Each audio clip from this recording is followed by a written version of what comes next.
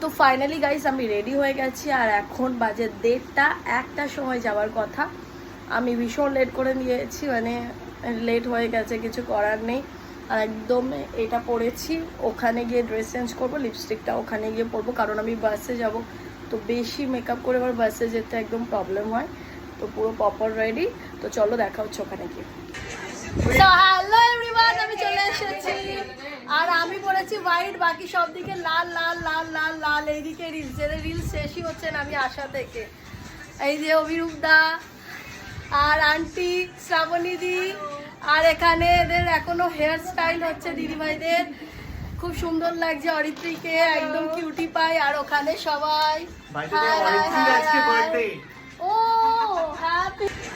তো hello everyone, আমি চলে এসেছি আর আমি পরেছি হোয়াইট, বাকি সব দিকে লাল লাল লাল লাল লাল। এইদিকে রিলস, এদের রিলস শেষই হচ্ছে না আমি আসা থেকে। এই যে অভিরূপ দা আর আন্টি শ্রাবণী দি, আর এখানে এদের এখনো হেয়ার স্টাইল হচ্ছে দিদিভাইদের, খুব সুন্দর লাগছে। অরিত্রীকে একদম কিউটি পাই। আর ওখানে সবাই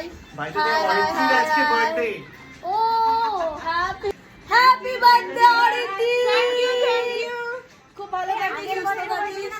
আমি জানতাম না অরিত্রীর আজকে বার্থডে, যাই হোক জানি না, খুব ভালো লাগছে।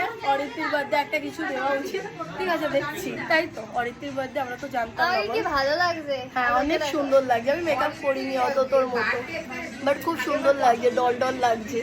এই যে আমার আর একটা বান্ধবী কি সাজা সেজেছে, জম সাজা সেজেছে এরা, দেখো ভাল লাগছে, খুব সুন্দর লাগছে। এবার আমি চেঞ্জ করবো, আমাদের সুন্দর লাগছে। ওকে ওকে।